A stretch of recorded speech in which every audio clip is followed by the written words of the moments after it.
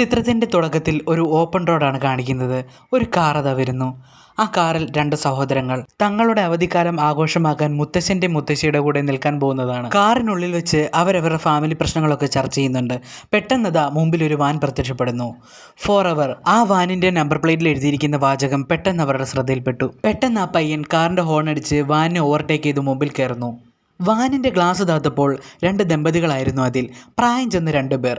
അവർക്കൊരിക്കലും ഇഷ്ടപ്പെട്ടില്ല അവൻ അവരെ ഫോളോ ചെയ്തതും പെട്ടെന്ന് ഹോൺ അടിച്ച് വണ്ടി ഓവർടേക്ക് ചെയ്തതുമൊന്നും. അങ്ങനെ ആ ദമ്പതികളുടെ വായിലിരിക്കുന്നത് വയറ് നിറച്ച് ഈ രണ്ട് സഹോദരങ്ങൾ കേൾക്കുന്നു. തുടർന്ന് കുറച്ചു മുമ്പേ പറഞ്ഞതുപോലെ അവർ പിന്നീട് അവരുടെ ഫാമിലി പ്രശ്നങ്ങളൊക്കെ ചർച്ച ചെയ്യാൻ തുടങ്ങി. അച്ഛൻ അങ്ങനെയാണ്, അമ്മ ഇങ്ങനെയാണ്, അവർ തമ്മിൽ ഈഗോ പ്രശ്നം, ക്ലാഷ്, സംതിങ് കുറേ കാര്യങ്ങൾ അവർ ചർച്ച ചെയ്യുന്നു. അവരെപ്പറ്റി മാത്രമല്ല കേട്ടോ, കൂടാതെ ഇവരെ പറ്റിയും പരസ്പരം അങ്ങോട്ടും ഇങ്ങോട്ടും പറയുന്നുണ്ട്. പക്ഷേ എന്തോ അവൻ പറയുന്ന പല കാര്യങ്ങളും അവൾക്കൊട്ടും അക്സെപ്റ്റബിൾ അല്ലായിരുന്നു. സംസാരത്തിനിടയ്ക്ക് ഇവരൊരു കാര്യം ശ്രദ്ധിക്കുന്നില്ലായിരുന്നു. ഒരു ട്രക്ക്, ഒരു വലിയ ട്രക്ക് ഫുൾ സ്പീഡിൽ അവരുടെ തൊട്ടുപുറകിൽ വന്ന് ഹോൺ അടിച്ച് ഓവർടേക്ക് ചെയ്യാൻ നോക്കുന്നുണ്ട്. പക്ഷേ ആ ട്രക്ക് ഹോൺ അടിക്കുന്നതല്ലാതെ ഓവർടേക്ക് ചെയ്ത് കയറി പോകുന്നില്ല. വണ്ടി ഓടിക്കുന്ന പയ്യൻ പറയുന്നുണ്ട് കയറി പോകൂ. പക്ഷേ അയാളെന്തോ അത് കേൾക്കുന്നില്ല. ആ ട്രക്കിനുള്ളിൽ എന്തോ ഉണ്ട്. അവർക്ക് ഭയങ്കര ഭീതിയായി. ചുരുങ്ങിയ സമയത്തിനുള്ളിൽ ആ ഓപ്പൺ റോഡിൽ ഒരു ഭീകരാന്തരീക്ഷം സൃഷ്ടിക്കാൻ ആ ട്രക്കിന് സാധിച്ചു. കുറച്ച് സമയത്തിനകം ആ ട്രക്ക് അവരെ ഓവർടേക്ക് ചെയ്ത് കയറി പോകുന്നു. അവർക്ക് ആശ്വാസമായി. ആ വണ്ടി പോയല്ലോ, ഇനിയിപ്പോൾ ഒന്നും പേടിക്കാനില്ല. എന്നാലും എന്തായിരിക്കും ആ വണ്ടിക്കുള്ളിൽ? ആ ഒരു ചിന്ത അവരെ വേട്ടയാടി. കുറച്ചു ദൂരം ചെന്നപ്പോൾ ഒരു പഴയ വീടിൻ്റെ സൈഡിൽ ആ ട്രക്ക് ഒതുക്കി നിർത്തിയിരിക്കുന്നു. ആ ട്രക്കിനുള്ളിൽ നിന്നും ഒരാൾ എന്തോ ഒരു തുണിക്കെട്ട് പോലൊരു സാധനം എടുത്തുകൊണ്ടുപോയി ഡംപ് ചെയ്യുന്നു. തൊപ്പിയൊക്കെ വെച്ച് കോട്ടൊക്കെ ഇട്ട ഒരാൾ. അവർ വണ്ടി പതിയെ സ്ലോ ഡൗൺ ചെയ്യുന്നു. നോക്കുമ്പോൾ അയാൾ അവരെ തന്നെ തുറച്ചു നോക്കിക്കൊണ്ട് നിൽക്കുന്നു. ഇവരയാളെ പാസ് ചെയ്തു പോകുന്നു. പെട്ടെന്ന് അയാൾ ആ ട്രക്കിനുള്ളിൽ കയറി വീണ്ടും അവരെ ഫോളോ ചെയ്യാൻ ശ്രമിക്കുന്നു. ആ ട്രക്ക് അങ്ങനെ അവരുടെ തൊട്ടുപുറകിലെത്തി. എത്ര ശ്രമിച്ചിട്ടും ആ ട്രക്ക് അവരുടെ കാറിനേക്കാൾ ഭയങ്കര സ്പീഡിലാണ് വരുന്നത്. അതവരുടെ കാറിനെ ബീറ്റ് ചെയ്യുന്നു. ഒരുപാട് തവണ ഇടിക്കുന്നു. ഇപ്പോഴാ സഹോദരങ്ങൾ ശരിക്കും പേടിച്ചു വരുന്നു. ഭയന്ന് വിറച്ച അവർ ഭയം കൊണ്ട് ഉറക്കെ അലറുന്നു. അയ്യോ രക്ഷിക്കണേ. ആ വിജനമായ റോഡിൽ ആ ട്രക്കും ആ കാറും മാത്രം. പെട്ടെന്നാണ് അവൻ്റെ കയ്യിൽ നിന്നും കാറിൻ്റെ നിയന്ത്രണം വിടുന്നത്. കാർ പെട്ടെന്ന് ഒരു പാടത്തേക്ക് ഇടിച്ചു കയറുന്നു. അപ്പോഴേക്കും ട്രക്ക് അവരെ പാസ് ചെയ്ത് പോയി കഴിഞ്ഞിരുന്നു. ഇപ്പോൾ അവിടെ എന്താ സംഭവിച്ചതെന്ന് രണ്ടുപേർക്കും ഒന്നും മനസ്സിലായില്ല. പെട്ടെന്നുള്ള ആ ഒരു അറ്റാക്കിൻ്റെ ഷോക്കിൽ അവർ രണ്ടുപേരും നിശ്ചലമായി പോയി. ട്രക്കിൻ്റെ ഇടിയുടെ ആഘാതത്തിൽ അവൻ്റെ കാറിൻ്റെ ഡിക്കി നന്നായി ചളുങ്ങിയിരുന്നു. മാത്രമല്ല അത് അടയുന്നുണ്ടായിരുന്നില്ല. അവൻ അതൊരു തുണി വെച്ച് കെട്ടിവെച്ചു.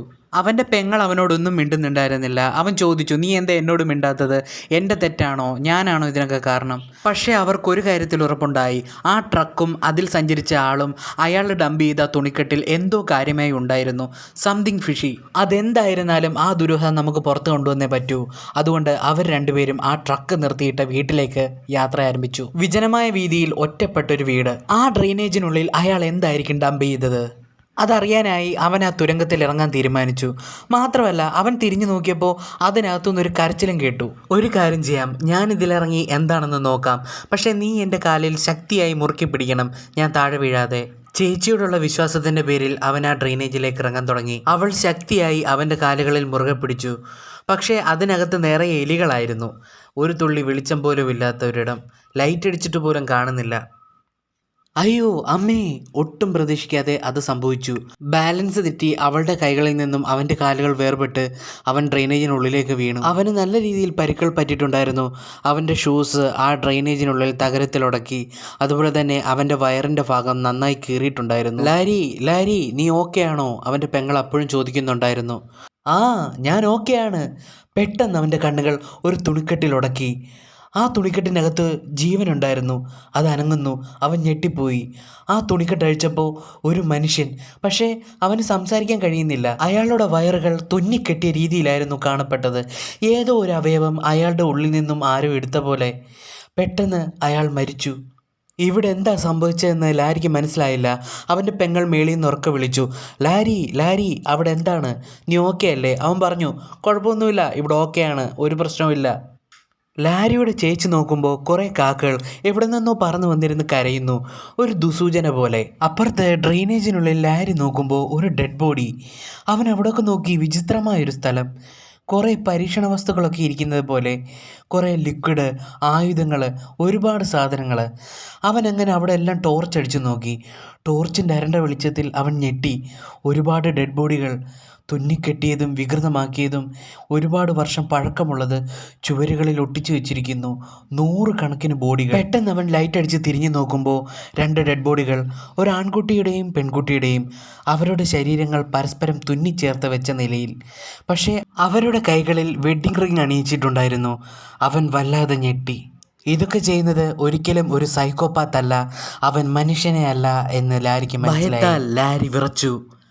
യഥാർത്ഥ വേട്ട ഇനിയാണ് തുടങ്ങാൻ പോകുന്നത്. സിനിമയുടെ യഥാർത്ഥ പ്ലോട്ട്.